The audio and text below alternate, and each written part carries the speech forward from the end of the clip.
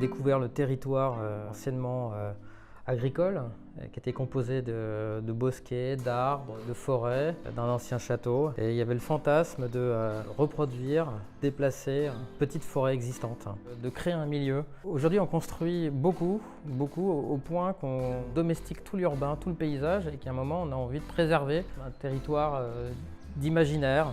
Je pense qu'on voulait que ce territoire-là soit l'arrière-fond de l'habitat. On a travaillé sur cette forêt et on a voulu offrir une manière différente d'habiter. C'est un peu le thème aussi du concours auquel on avait répondu, Habiter autrement.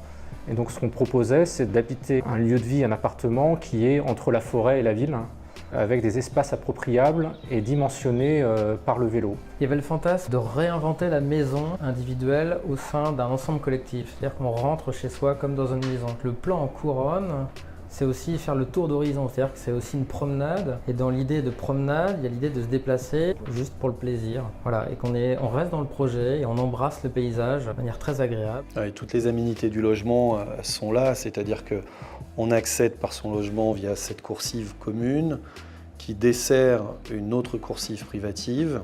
On retrouve un cellier en pied de porte d'entrée où on range son vélo ou d'autres types d'éléments nécessaires à tout logement. L'appartement, suivant sa dimension, est de toute façon traversant. Et on a cette relation et ce rapport à la rue via un balcon qui prolonge l'espace habité. Donc, chaque espace du logement a toujours ce rapport avec l'extérieur, comme le précisait Raphaël, ce lien avec la ville urbaine, dessinée, maîtrisée, et ce lien depuis la coursive avec la forêt, cette forêt dite primaire, ce paysage bucolique comme ça qui nous semble une jolie opportunité d'habiter autrement.